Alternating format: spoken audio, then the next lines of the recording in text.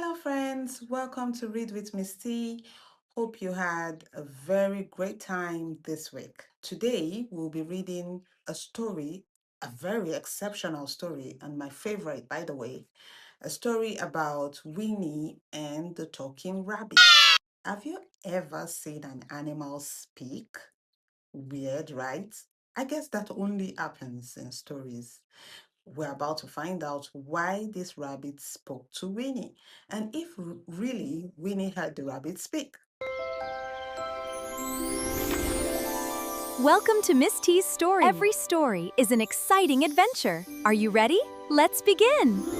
Winnie lived at the top of a hill in a small town called Greentown. Winnie loved Greentown because everything in the town was green. Well, not entirely. Most of the buildings were painted green. The supermarket, the bakery shop, the schools, and even the bus park were green in color. Winnie thought that the water would be green too, but it wasn't. Even their little home wasn't painted green. Maybe Greentown wasn't green after all. But Winnie's mom told her why the town was called Greentown. It was because the entire town was surrounded with lots of green bushes and trees. Oh, Winnie said, I didn't know. But this story isn't about Winnie and her family, nor is it about the little green town. This story is about how Winnie met a talking rabbit. Winnie loves to play with her toys and her friends from school. Well, another thing she liked to do was she loved to cycle up and down the hill on a new bicycle. She also loved helping her mom bake some cakes and set the table for dinner. But there was one thing that Winnie hated. She hated watering the flowers in the garden. Weird, right? Her mother would ask her nicely after breakfast, just before she goes to school. She would say, Winnie dear, can you help me water our little green garden, please? Winnie would tighten her lips in annoyance. She didn't like watering the garden. Ah, don't get me wrong. She really loved flowers, but she hated watering the plants. But since her mother was asking her to do this one chore, she had no choice. And so Winnie would stomp her feet, grumble, and grab the watering can close to the door and dash out of the house all the way to the garden. Winnie would fill up the watering can until it was too heavy for her to carry. You should fill it up to half the can. That way it wouldn't be so difficult to carry, said her mother. Winnie did as her mother told her. By the time the watering can was half full, she turned off the tap and tried to lift up the can. Oh, she groaned. It's so heavy, Winnie said. Just try it again, Winnie. Don't give up, said her mother.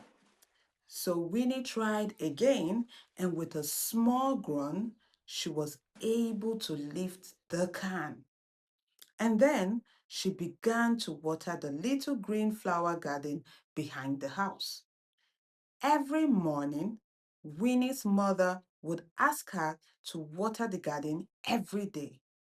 She would huff and groan, but she would still water the garden before going to school. So one Saturday morning, while she was watering the flowers in the garden, she felt a section of the flowers move. At first, Winnie wanted to call her mom, but she was curious. She wanted to see why the flowers were moving on their own. So quietly, she dropped the watering can. Slowly but quietly, she moved towards the flowers. And just as she tried to touch the tip of the flowers, something jumped out of the flowers. Boom! Winnie froze. It was a rabbit, a scared little rabbit. What is a rabbit doing here? Winnie wondered. Please don't kill me. I promise I am not harmful, the rabbit said. Winnie was amazed. Do animals talk? Her pet dog, Lacey, doesn't speak. So why is the rabbit speaking now? She wondered. Hi, my name is Rubo. I I was playing hide and seek with my brothers and I got lost.